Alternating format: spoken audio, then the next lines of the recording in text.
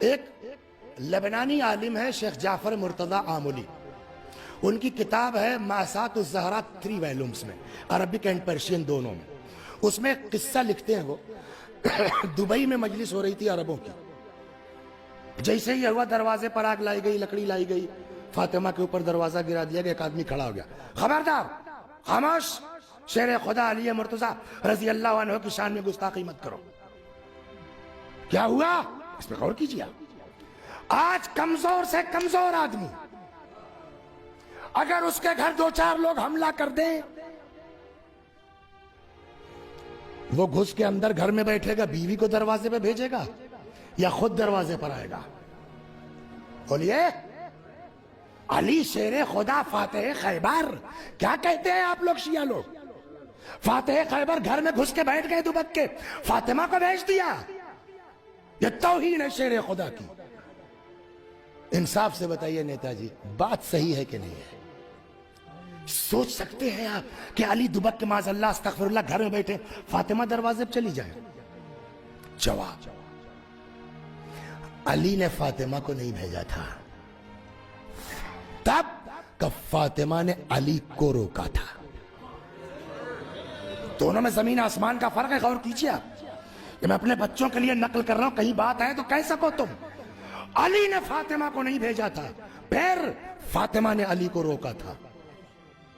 کیوں؟ کیسے مان لے ہم؟ کہ جی ان لوگوں کو کل کے بعد اندازہ ہو گیا تھا، جو لوگ سیاست میں اندر تک ہیں ان کو یہ بات کا پتا ہے کہ سیاست میں مخالف کے لیے آدمی کہاں تک جا سکتا ہے، ان کو اندازہ اچھی طرح سے۔ کل یہ بات طے ہو چکی کہ کچھ ہو جائے علی بیعت نہیں کریں گے، اور اس بات کی تائید ایک واقعے سے اور ہوتی ہے، جہاں جو ہے وہ خالد ابن ولید کو طے کیا گیا تھا غنڈے کو کہ علی کا مرڈر کر دو، بعد میں اس سے یہ میری بات سدھ ہوتی ہے۔ ان کی پلاننگ یہ تھی کہ بیعت تو کریں گے نہیں، وہ اندر والی بات عباس والی لیک ہو چکی ہے کہ عباس نے کہا، علی نے کہا نہیں۔ پبلک کے لیے کہنے کے لیے بہت آسان کام ہے، بھیا اس سے کون انکار کرتا ہے کہ حق علی کا تھا؟ ہم کب کہتے ہیں من کنت مولا ہو فہذا علی مولا، پیغمبر نے نہیں بنایا، ہم تو خود ہی چاہتے تھے کہ وہ بن جائیں۔ پوچھئے عباس سے، انہوں نے ریفیوز کیا کہ نہیں کیا؟ جب وہ خود ہی ریفیوز کر گئے تو کسی کو تو بنانا تھا نا، ہم نے ایک آدمی کو بنا لیا۔ اب جب بنا کے ہم پہنچے کہ بھیا حق تو آپ ہی کا تھا، آپ نہیں تیار ہوئے، جلدی تھی، ہم نے انصاف کو بنا لیا، آؤ بیعت کر لو۔ وہ حکومت کی لالچ، وہ مایا کی موہ، اب علی نے بیعت کی نہیں تو بھائی ہم کو تو اسلام کے شیرازے کو بچانا تھا، اسلام سے بڑھ کے تو کوئی نہیں ہے، لہذا ہم نے علی کو مار دیا۔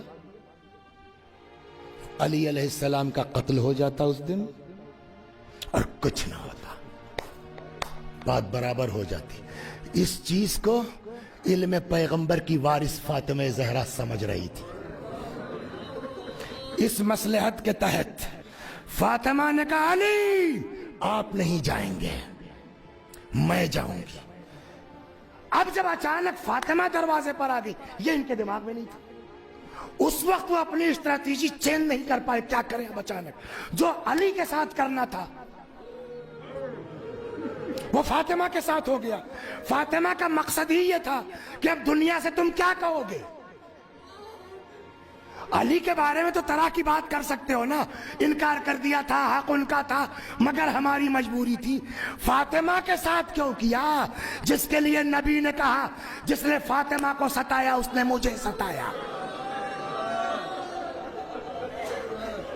اب سمجھے کتنا بڑا کردار ہے فاطمہ زہرا کا۔ یہ لوگ اپنے اسی پلان کے تحت آئے، بجائے اس کے کہ علی آتے، فاطمہ آ گئی۔ کھٹکھٹایا، کیا ہے؟ میں شہادت تک نہیں جاؤں گا اس لیے کہ آگے 2 مجلسیں شروع کی بات کر کے ختم کرتا ہوں۔ علی کو گھر سے نکالیے، علی نہیں جائیں گے، ہم گھر میں آگ لگا دیں گے۔ اہل بیت کا انداز الگ ہے، فاطمہ سختی سے بھی جواب دے سکتی تھی، ہے نا، بد دعا بھی کر سکتی، کتنی نرمی سے بی بی نے فرمایا کیا اس گھر کو آگ لگاؤ گے جس میں تمہارے نبی کے چھوٹے چھوٹے بچے ہیں؟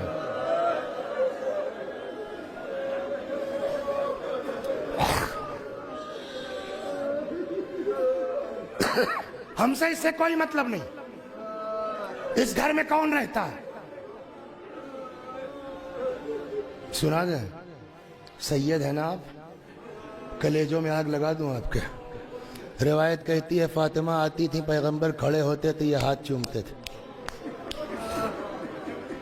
روایت کہتی ہے جب یہ لوگ پہنچے ہیں، کسی وجہ سے فاطمہ کا ہاتھ بڑھا، چادر میں لپٹا ہوا، وہ خود کہتا میرے ہاتھ میں کوڑا تھا، میں نے فاطمہ کے چادر میں لپٹے ہوئے ہاتھ میں اتنی زور کا کوڑا مارا ہے کہ فاطمہ کی چیخ نکل پڑی، بابا اب آپ کی بیٹی کے ساتھ یہی ہوگا۔